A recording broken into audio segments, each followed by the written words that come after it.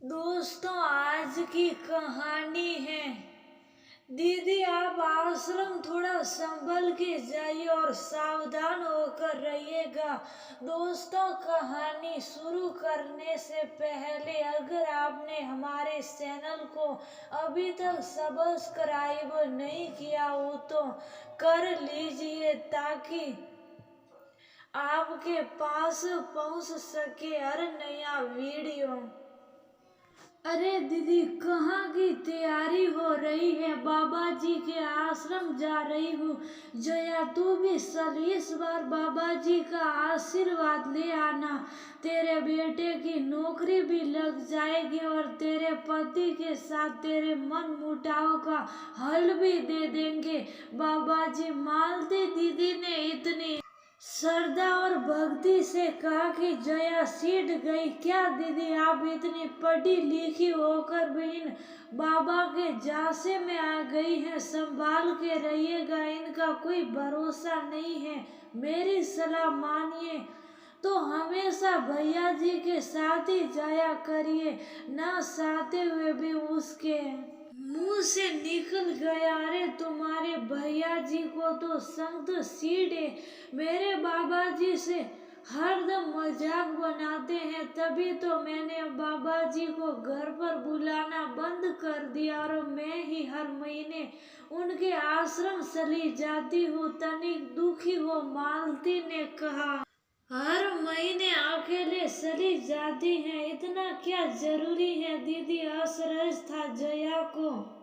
विश्वास की बात है ये तो जया, मुझे तो बाबा जी की बातों पर, आशीर्वाद पर पूरा विश्वास है।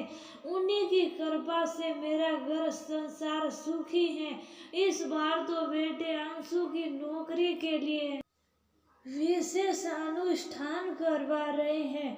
बाबा जी, देखना जरूर मेरे बेटे को बढ़िया नौकरी मिल जाएगी। अकेले क्या डर, अब बाबा जी के ही पास तो जा रही हूँ। किसी गैर के घर थोड़ी बहुत उत्साहित थी वह। दीदी, अंशु तो वैसे ही बहुत मेधावी है, उसकी नौकरी तो पकी ही है, इसमें बाबा जी क्या करेंगे? दीदी, आप थोड़ा संभल के जाइए और सावधान होकर रहिएगा।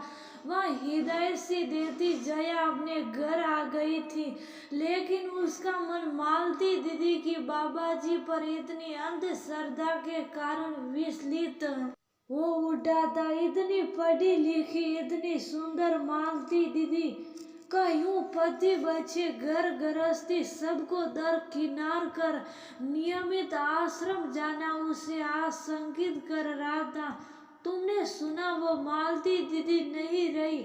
सुबह सुबह परिया की बात सुनते ही जया शतबद्ध रह गई। नहीं रही? क्या मतलब? उनकी डेथ हो गई? कैसे, कब? अरे अभी मिली थी, अच्छी भली तो थी। हाँ जया, मुझे भी विश्वास नहीं हो रहा है अभी तक।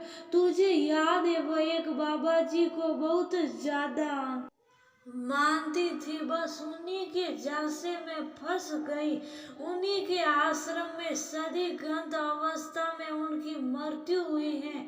परिया बहुत उत्तेजित थी। क्या कह रही हो परिया? हुआ क्या आश्रम में? क्या भैया जी ने छानबीन नहीं करवाई अपनी पत्नी की मौत पर?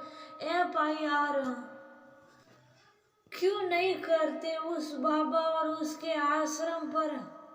जया का खून खोल गया था। मैंने तो पहले ही चेतावनी दी थी दीदी को कि इन आबा बाबा के झांसे नहीं आइए, सावधान रहिए। अरे जया, भैया जी भी सारे धर्म संकट में आ गए, दुखों का पहाड़ ही टूट पड़ा है उन पर। तो अचानक आश्रम से ही फोन आया था उनके पास कि आपकी पत्नी की तबीयत खराब है, आ जाइए। जब भैया जी वहाँ पहुँचे, दीदी मर चुकी थी। सबका तो यही कहना है कि मृत्यु तो बहुत पहले ही हो चुकी थी, ना ही उनको हॉस्पिटल ले गए, ना डॉक्टर को दिखाया।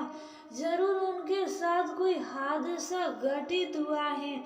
आश्रम वालों ने तो लिपा पोती कर आनन फानन मृतदेह घर वालों को सौंप कर अपनी बला टाल ली। अब घर वाले किस से शिकायत करें? पुलिस के से करने पर अपने घर की मर्द की पत्नी की बदनामी से डर रहे हैं